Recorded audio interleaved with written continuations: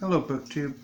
I'm going to talk about The Ingenious by Darius Hinks. I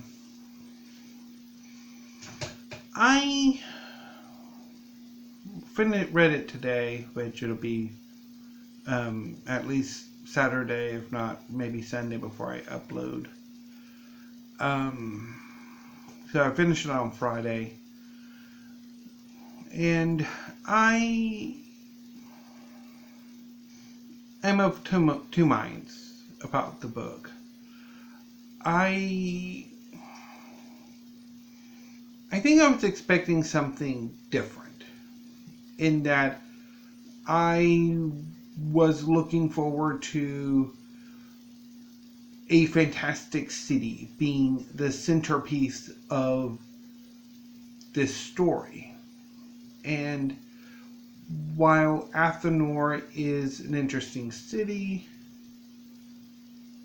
it's never really investigated in a way to make it work. That Athenor just comes off as another city, just a setting, never really coming into its own. And I think that's a waste.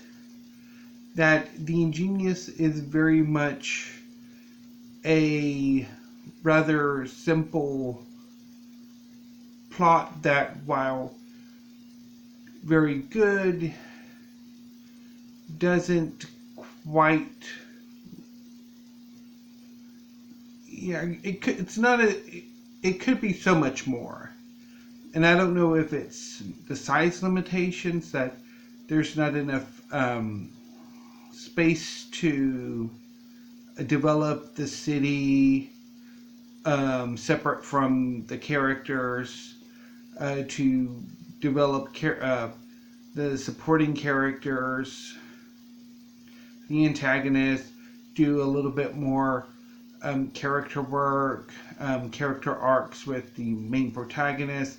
I don't know. It just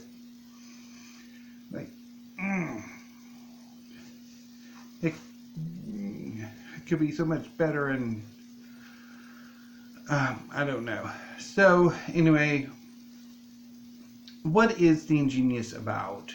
So in the fantastic city of Athenor, which is a city that can teleport, it can move from one location to another, whether that be on the same planet or two different planets, different worlds, different dimensions maybe, which would explain why there are several sentient non-human species living in the city.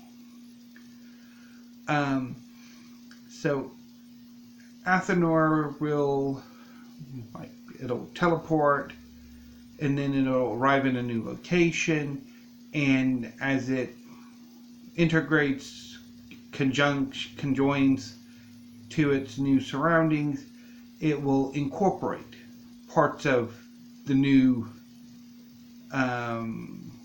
area into itself, thereby expanding and welcome in new inhabitants. So amongst these inhabitants are the exiles. They're a gang that used to be political revolutionaries in the kingdom of Rukon. They were fighting to overthrow the tyrannical emperor Ruckus, or Rackus. And so the rebellion seems to have been crushed, or was going to be defeated, and a number of the revolutionaries and their children fled to Athenor, while it was conjoined, or to either Rukon or bordering Rukon. And ever since they've been a part of Athenor, they've wanted to go home, to lead the rebellion. And they struggled. They became a criminal organization, organized crime syndicate, more like a street gang that were fighting other street gangs of refugees or immigrants. And eventually the leader, who seems to have a bit of a chosen one destiny, either because of her mother or because she's the chosen one, kind of can't take the pressure and descends into drug addiction, which several other exiles do as well. And when we first encounter her, she's coming off of a year-long bender, or recovery from a year-long bender. And she's trying to get sober. She's trying to reassert herself to be what they want her to be. And it doesn't quite work. So she's got to come back and do it again a few times. And eventually, through this process of trying to find herself to be what they want her to be, she transforms. And in a way, the plot itself, her story, is, I mean, it's interesting. It works. It just leaves the setting because obviously her goal is not to change Athenor, it's to change Rukon. And so there's this very strong antagonistic relationship to the setting that prevents the setting from ever really coming together to being more than just the setting. And when you have like the new weird city settings, the best of them incorporate the cities into, they're more than just the setting, they're there's just something about those cities that is just amazing. Take, for example, New Kroguzan from Perdido Street Station and Iron Council. China Mieville does a fantastic job realizing that city. And that's really the gold standard of new weird fantasy, I guess you could say. And we don't get that here. And it's kind of disappointing. But I think it's also maybe that the protagonist might not necessarily, that, I don't know. And the other main point of view character we get, who's would be traditionally the big bad or the main antagonist, Alzen, who's a member of the elect, or the curious men, who are the alchemists and somewhat sorcerers who rule the city, who direct it, oversee its expansion, but not necessarily really run things. They're academics, they're scholars, they're being their entire focus is on improving their art and their own private researches, except for their leader, the old king, who rules the city, but it's never really explored how it works. It's